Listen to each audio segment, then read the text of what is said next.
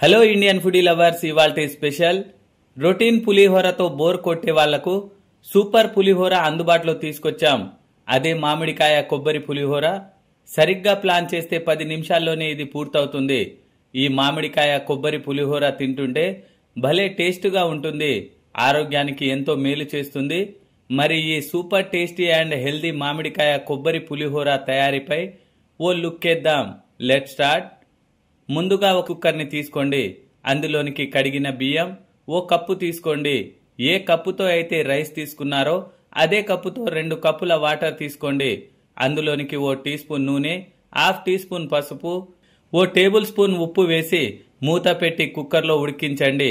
High flame మీద మాత్రమే అన్నాన్ని ఉడికించుకోండి. 3 విజిల్స్ వచ్చాక స్టవ్ ఆఫ్ చేసుకోండి. మూత తీసి అడుగు నుండి మెతుకు విరగకుండా కలుపుకొని పూర్తిగా చల్లారనివ్వండి. కుక్కర్లో వండితేనే అన్నం పొడి పొడిగా వస్తుందని గుర్తుంచుకోండి. కుక్కర్లో పసుపు వేసే తీరులోనే పులిహోర రుచే మార్చేయొచ్చు. ఇలా అన్నంతో పాటు పసుపు వేస్తే అన్నానికి పసుపు బాగా పడుతుంది.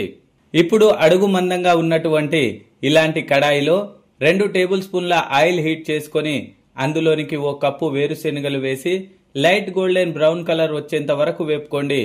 ఇప్పుడు ఈ స్టేజిలో ఓ టీ స్పూన్ ఆవాలు, ఓ టీ స్పూన్ జీలకర్ర, ఓ టీ స్పూన్ పచ్చిశనగపప్పు, ఓ టీ స్పూన్ మినప్పప్పు వేసి ఓ నిమిషం పాటు మీడియం ఫ్లేమ్ మీద వేపుకోండి.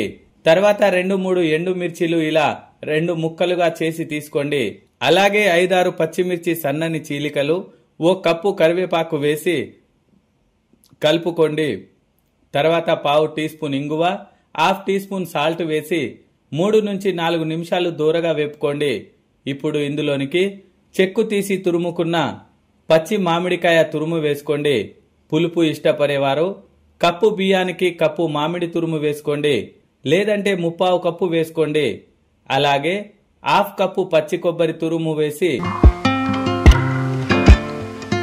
ఓ 2 నిమిషాల పాటు ఫ్రై చేసుకొని స్టవ్ ఆఫ్ చేసేసి ఉడికించుకున్న అన్నం వేసి తాలింపును పట్టించండి.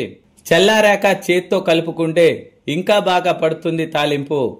పులిహోర మధ్య మధ్యలో ఎండుమిర్చి పచ్చిమిర్చితో పాటు మామిడి పచ్చి తురుము పంటిని తగులుతుంటే ఆ రుచికి మైమర్చిపోవాల్సిందే. ఈ సీజన్లో దొరికేటటువంటి మామిడికాయతో చేస్తే ఎంత బాగుంటుందో ఈ పులిహోర. పుల్ల పుల్లగా కమ్మ కమ్మగా చాలా బాగుంటుంది పులిహోర. తిన్నా కొద్దీ తినాలనిపించే విధంగా ఉంటుంది. మీరు ఓసారి ట్రై చేసి ఎలా కుదిరిందో కామెంట్ చేయడం మర్చిపోకండి.